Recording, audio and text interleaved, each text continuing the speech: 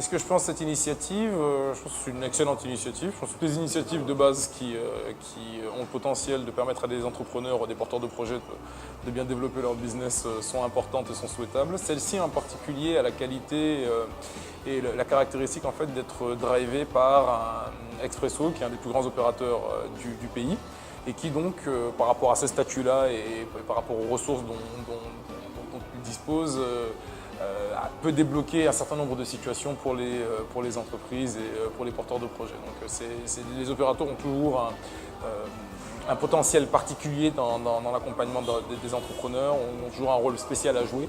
Et je trouve qu'Expresso, sur une initiative qui en plus est la première, a vraiment joué ce rôle à la perfection. Le hub est assez cosy, on est assez à l'aise quand on s'y rend, ça donne envie d'y revenir.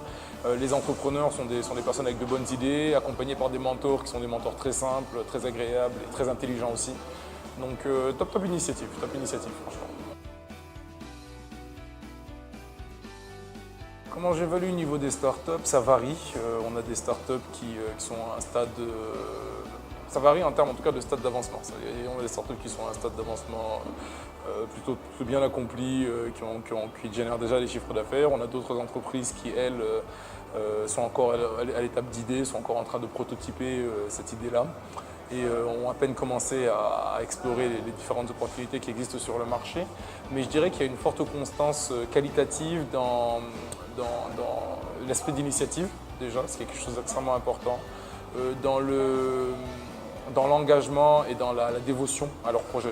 Tous les porteurs de projets à qui j'ai eu l'opportunité de parler sont des personnes qui ont fait preuve de sérieux, ont fait preuve de détermination et sont des personnes dont on peut être sûr qu'elles vont donner leur maximum en fait, pour que leur projet aboutisse et aboutisse bien. Donc, des niveaux d'avancement différents, mais des niveaux par rapport à des qualités qu'on aimerait voir chez les entrepreneurs qui sont de très haut niveau de façon générale.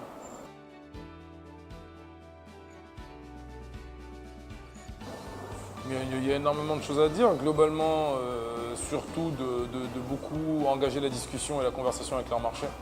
La chose la plus importante pour moi au point où ils en sont, c'est vraiment de s'assurer que leurs idées sont des idées réalistes, ce qu'ils ont plutôt très bien fait dans le cadre de ce programme, mais également de les améliorer et puis de les mettre à jour vraiment en fonction du feedback et des recommandations que peuvent leur émettre le marché.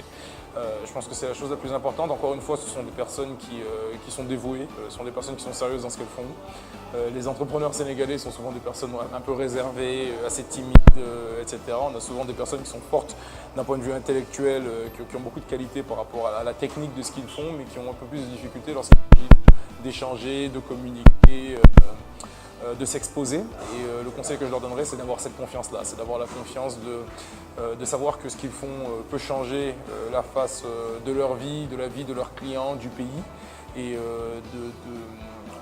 d'échanger un maximum dans un premier temps avec les marchés auxquels ils sont confrontés. Voilà, c'est un point important. On est dans un pays où les marchés ont aussi besoin d'être éduqués, ont aussi besoin d'apprendre un tas de nouvelles choses pour pouvoir vraiment maximiser leur utilisation de certaines solutions. Donc, le conseil que je leur donne, voilà, c'est vraiment de ne pas avoir peur d'échanger avec leur marché au maximum. Difficile à dire parce qu'encore une fois, celui-là a été vraiment bien fait. Je pense que Expresso, encore une fois, a un potentiel particulier en tant qu'opérateur télécom et en tant que grande entreprise tout simplement. C'est une marque qui est très connue, c'est un nom que tout le monde connaît. Et c'est vraiment d'arriver à utiliser ce potentiel, à utiliser cette marque, à utiliser toute la force qui est la sienne en fait, pour vraiment faire avancer pas seulement certains entrepreneurs, mais vraiment l'entrepreneuriat de façon générale. Sans doute une collaboration peut-être un peu plus étroite avec d'autres hubs qui existent aujourd'hui, parce qu'il y a une grande qualité au niveau de ce que font les hubs. Donc une collaboration un peu plus étroite avec ces espaces-là, plus d'événements de masse pour attirer plus de monde vers ça. Et puis également des programmes qui encouragent encore plus les potentiels entrepreneurs. Parce qu'aujourd'hui, le problème, c'est vraiment d'amener des personnes qui auraient un grand talent pour être entrepreneurs à choisir cette vocation-là. Donc voilà, en gros une massification en fait tout simplement hein, du pool d'entrepreneurs potentiels et puis beaucoup plus d'échanges avec l'écosystème de façon générale. Je pense que pour eux c'est un début fantastique, beaucoup de succès, beaucoup de qualité. Et puis je pense que la suite va être assez naturelle finalement pour l'incubateur, pour le Hub Expresso, c'est juste de tisser plus de liens, d'aller encore plus loin dans des démarches qui ont déjà été entamées, mais globalement je pense que ils sont déjà sur la bonne voie et puis j'ai aucun doute que c'est un programme qui dans les années qui viennent va avoir encore plus de succès que ce qu'on a eu en ce moment. La recommandation principale pour moi c'est de ne pas se décourager si les choses se passent moins bien. Voilà, c'est pas l'entrepreneuriat, c'est pas un conte de fées. Les projets, parfois, il faut être réaliste, ne fonctionnent pas. La plupart des projets d'ailleurs n'aboutissent pas, mais c'est toujours une expérience extrêmement importante à la fois pour les porteurs de projets accompagnés et à la fois pour l'incubateur. Donc, principalement une certaine forme de résilience. Ces temps-ci, c'est le mot-clé pour moi dans l'écosystème sénégalais, c'est d'être résilient. Et de s'assurer qu'on n'arrête pas des initiatives simplement parce que ça n'a pas produit dans un premier temps les résultats escomptés. Donc c'est la chose la plus importante. Et puis des fonds. C'est important de pouvoir donner des fonds aux entrepreneurs. S'assurer que même au stade d'idée, c'est important de s'assurer qu'ils aient un petit budget pour explorer le tout.